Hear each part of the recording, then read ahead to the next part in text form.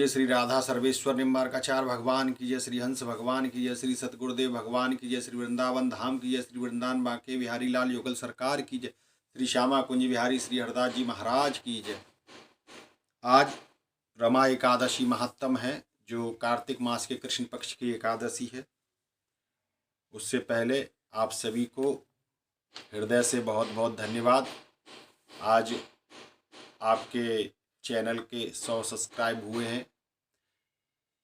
इस सब्सक्राइब होने से इसका यह अर्थ नहीं है कि हमें इसका कोई लाभ लेने की आवश्यकता है या कोई किसी प्रकार का कोई हम व्यक्तिगत लाभ लें। इसके माध्यम से सिर्फ यह है कि जितना हो सके भक्ति का प्रचार होना चाहिए। गौ हत्या जो हो रही है, जो गौवंश की हत्या हो रही है, उस पर तत्काल प्रभाव से रोक लगनी चाहिए। और जो भी गलत कार्य हो रहे हैं उसके लिए हम भगवान से, प्रिया प्रीतम से, अपने आराध्य से हम प्रार्थना करें कि धर्म की जय हो, अधर्म का नाश हो, प्राणियों में सद्भावना हो, विश्व का कल्याण हो। यह हमारा एकमात्र साधन है, जो कि जिसके माध्यम से हम सभी को एकादशी महात्म और अन्य कथाएं भगवान के दर्शन यह सब कराने का प्रयास करते हैं। तो इसके लिए आपका प्रेम और आपका आशीर्वाद हमारे लिए सर्वोपरि है। आपका बहुत बहुत आभार। मैं फिर से एक बार कहूँगा कि आपके आराध्य हैं, उनको आप प्रार्थना कीजिएगा कि गौवंश की हत्या शीघ्र रुके। राधे राधे। अब हम एकादशी का श्रवण करते हैं। युधिष्ठिर ने कहा कि हे भगवान, अब आप मुझे कार्तिक मास के कृष्ण पक्ष की एकादशी का नाम और इसकी विधि तथा कथा को कहिए। इस कथा को सुनने से क्या फल प्राप्त होता है, सो सब विस्तार पूर्वक कहिए। भगवान श्री कृष्ण बोले, इस एकादशी का नाम रमा एकादशी है। यह बड़े बड़े पापों को नाश करने वाली है। मैं तुमसे इसकी कथा कहता हूँ, ध्यान पूर्वक सुनो। हे राजन, प्राचीन काल में मुचकुंद नाम का एक राजा था। उसकी इंद्र, यम, कुबेर, वरुण तथा विभीषण के साथ भी मित्रता थी। वह बड़ा धर्मात्मा, विष्णु भक्त और न्याय प्रिय था। उस राजा के चंद्रभागा नामक एक कन्या थी। राजा ने चंद्रभागा का विवाह राजा चंद्रसेन के पुत्र सोवन के साथ कर दिया। एक समय सोवन ससुर के घर आया। उन्हीं दिनों जल्दी ही ये पुण्यदायिनी रमा एकादशी भी आने वाली थी। जब व्रत का दिन समीप आ गया तो चंद्रभागा को अत्यंत चिंता हुई कि मेरे पति बहुत दुर्बल हैं, वह व्रत कैसे करेंगे और मेरे पिता की आज्ञा अति कठोर है। दशमी को राजा ने ढोल बजवाकर सारे राज्य में यह घोषणा करवा दी कि एकादशी को कोई भी भोजन नहीं करेगा। घोषणा सुनते ही सोवन को अत्यंत चिंता हुई और अपनी पत्नी से कहा, हे प्रिय, अब क्या करना चाहिए? मैं तो इस प्रकार भूखा नहीं रह सकता हूँ, ना इसको सहन कर सकता हूँ। ऐसा उपाय बतलाओ कि जिससे मेरा कष्ट बच सके, अन्यथा मेरे प्राण अवश्य चले जाएंगे। चंद्रभागा कहने लगी, स्वामी, मेरे पिता के राज्य में एकादशी के दिन कोई भी भोजन नहीं करता। यहाँ तक कि हाथी, घोड़ा, गौ आदि भी तृण, अन्न, जल आदि ग्रहण नहीं करते। फिर मनुष्य कैसे भोजन कर सकते हैं? यदि आप भोजन करना चाहते हैं तो किसी दूसरे स्थान पर चले जाइए, और यदि आप यहाँ रहते हैं तो आपको एकादशी का व्रत करना ही पड़ेगा। ऐसा सुनकर सोवन ने कहा, हे प्रिय, मैं व्रत अवश्य करूँगा। जो भाग्य में होगा वह देखा जाएगा। ऐसा विचार कर उसने व्रत रख लिया और वह भूख प्यास से अत्यंत पीड़ित होने लगा। जब सूर्य नारायण अस्त हो गए तब रात्रि को जागरण का समय आया। वह सोवन को अत्यंत दुखदायी प्रतीत हुई। प्रातः काल होते ही सोवन के प्राण निकल गए। तब राजा ने उसका दाह संस्कार कराया, परंतु चंद्रभागा अपने पिता की आज्ञा से सती नहीं हुई और अपने पिता के घर में ही रहने लगी। रमा एकादशी के प्रभाव से सोवन को मंदराचल पर्वत पर धन धान्य से युक्त तथा शत्रुओं से रहित एक सुंदर देवपुर नामक राज्य करने का सौभाग्य प्राप्त हुआ। देवपुर सुंदर स्वर्ण खंभों पर निर्मित था उसमें सोवन को बहुमूल्य वस्त्र आभूषण भी मिले।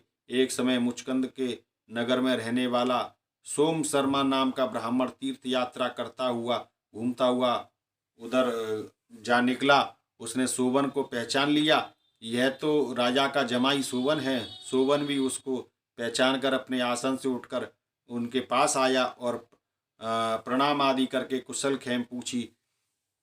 ब्राह्मण ने कहा, राजा मुचकुंद और आपकी पत्नी चंद्रभागा आपके वियोग में बहुत दुखी हैं। वैसे नगर में सब कुशल है।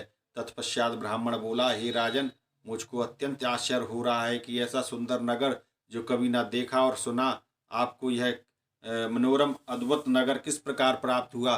तब सोवन ने बोला, कार्तिक मास के कृष्ण पक्ष की रमा एकादशी का व्रत करने से मुझे ऐसा नगर प्राप्त हुआ है, यह अस्थिर है।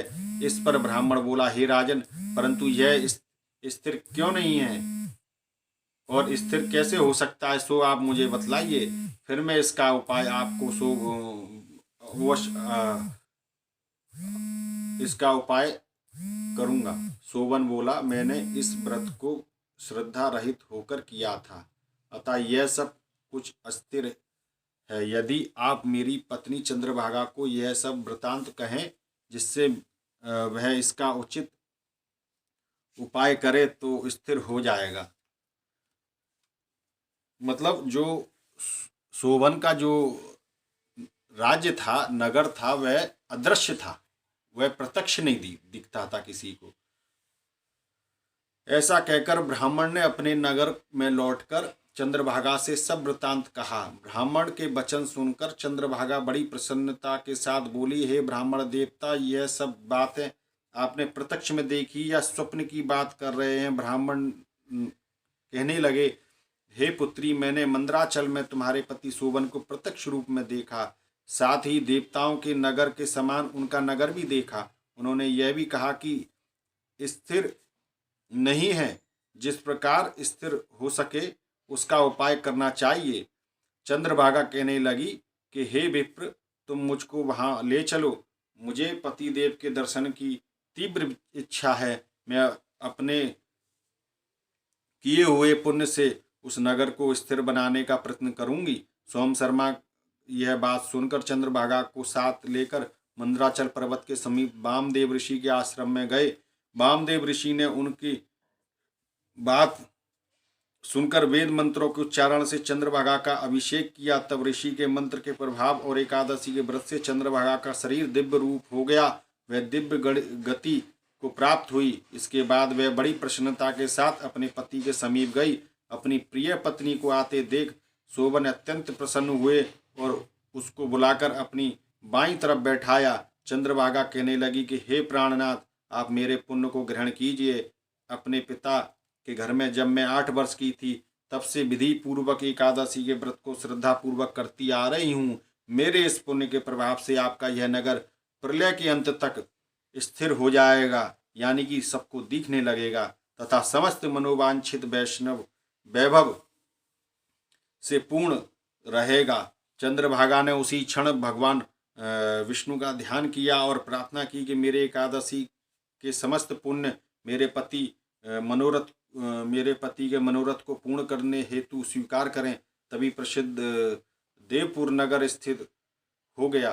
तब चंद्रभागा दिव्य रूप धारण कर तथा दिव्य आभूषणों और वस्त्रों से सुसज्जित होकर अपने पति के साथ रहने लगी। भगवान श्री कृष्ण बोले, हे राजन, यह मैंने रमा एकादशी का महात्म कहा। यह एकादशी चिंतामणि एवं कामधेनु के समान सब मनोरथों को पूर्ण करने वाली, जो मनुष्य इस व्रत को करते हैं उनके ब्रह्म हत्यादि समस्त पाप नष्ट हो जाते हैं। कृष्ण पक्ष और शुक्ल पक्ष दोनों की एकादशी समान है, इसमें कोई भेदभाव नहीं करना चाहिए। जो दोनों को पढ़ते अथवा सुनते हैं वे समस्त पापों से छूटकर विष्णु लोक को प्राप्त होते हैं। इसमें केले का सागर लें, केला व उसमें बने पदार्थ, फल और मेवा का सेवन करना चाहिए। बोलिए रमा एकादशी महात्म की जय। अब हम कार्तिक शुक्ल पक्ष के देव प्रबोधिनी एकादशी का आगे श्रवण करेंगे। राधे राधे।